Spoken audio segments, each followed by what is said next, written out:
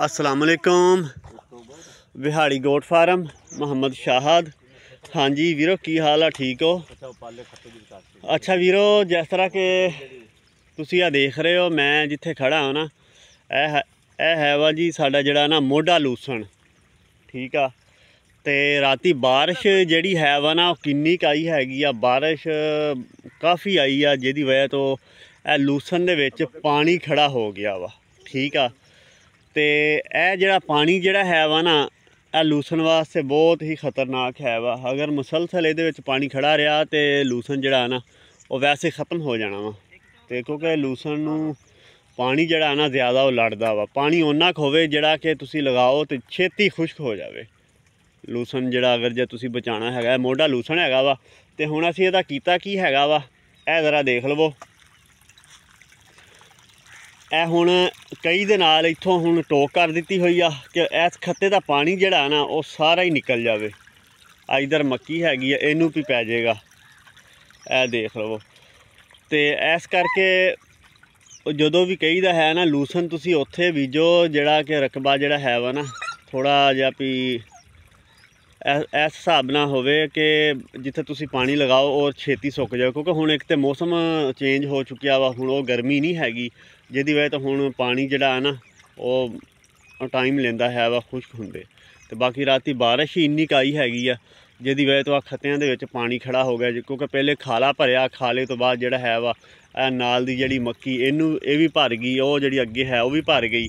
ते हुण आ जिहड़ा अजाफी पानी जिहड़ा है वा ना असीं आ हुण इस तरह टोक कर दित्ती हुई आ, इनू कढ़ देना हैगा वा। फिर उम्मीद है कि घंटे दे विच जिहड़ा खत्ता जिहड़ा ना वो खुश्क हो जाएगा। तो इस तरह ही मैं तुहानूं दिखा दिना हैगा वा। इधर देखो, यह जिहड़ा है वा साडे प्लाट जिहड़े है लूसन वाले यह हैगे आ थोड़े जे उच्चे हैगे आ, ते इत्थे पानी जिहड़ा ना नहीं उस हिसाब नाल है ही नहीं गा। आ देख लो, ये समझो कि बिल्कुल खुश्क हैगा वा। यह 3 प्लाट जिहड़े इहदी कोई टेंशन नहीं हैगी। ते यह थोड़े जे है सी नीवें, अगर नीवें भी है सीगे तो यदा कोई साढ़े वास्ते कोई प्रॉब्लम नहीं है सीगी। वो क्योंकि असीं हुण इहदियां टोकां करके ते पानी जिहड़ा वा इहदा ज़ाया कर देना हैगा वा। अगर ज़ाया नहीं करांगे तो वो फिर नुकसान आ, वो नहीं लूसन जिहड़ा ना उहदियां जड़ां फिर गलनियां शुरू हो जांदियां वा। क्योंकि जिहड़े भी मेरे वीरां ने लूसन बीजना है वा ना या बीजिया होया वा, यह चीज़ जिहड़ी है ना तुसीं ध्यान विच रखनी आ। देख लो फुल होया पिया वा खत्ता जिहड़ा वा, ते लूसन दे विच ज़्यादा पानी तुसीं नहीं जमा होण देना हैगा। पानी उन्ना क लगाओ जिहड़ा कि जल्दी सुक जावे। हालांकि यह जिहड़ा लूसन असीं इहनूं पानी भी तकरीबन 15 दिन बाद इहनूं असीं लगा रहे हैगे। ते आ देख लो दूसरी टोक कर दित्ती है, यह देखो यह भी इधर मक्की नूं जा रहा पानी। ठीक आ, उम्मीद है इंशाअल्लाह 1 घंटे दे विच खत्ता बिल्कुल खाली हो जाएगा। तो इस तरह हुण नाल दा जिहड़ा है वा यह बन्ना पाया होया वा, आ नाल दा खत्ता जिहड़ा ये भी फुल होया पिया वा। क्योंकि मैं लूसन की कटाई कीती हुई आ। हुण इत्थे लूसन कोई नहीं, जिहड़ा पहले तुहानूं मैं दिखाया जिथे पानी नहीं है उत्थे लूसन हुण आस्ता आस्ता ना हो रहा वा।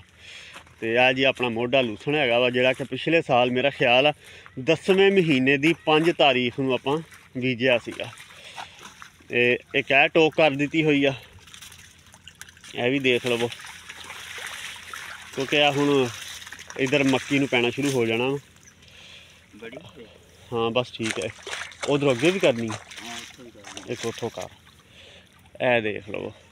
ठीक है, इस करके कहीदा वा कि जेड़े ज़्यादा पक्के रकबे है ना उत्थे लूसन जिहड़ा ना बड़ा फिर मुश्किल हुंदा हैगा वा। अगर उत्थे मिसाल के तौर पर तुसीं पानी लगाया वा, पानी तो बाद उतों बारिश आ गई आ, तो फिर अगर जे इदां दा इशू बन भी जांदा वा, तुहाडे कोल इदां दा कोई सिलसिला लाजमी होना चाहिए कि जिहड़ा कि तुसीं साइड ते जिहड़ा है, हाँ इधर ही कर, साइड ते जिहड़ा पानी तुसीं कढ़ सको।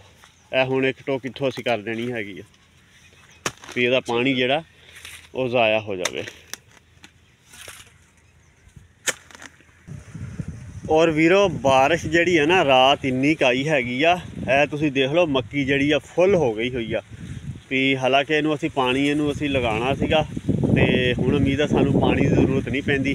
बाकी ये अल्लाह की रहमत होई आ कि बारिश दे नाल जिहड़ा ना हवा नहीं चली हैगी आ, हुण बल्कि हवा चलनी शुरू हो गई हुई आ। ते इदां दी कंडीशन बनी हुई आ।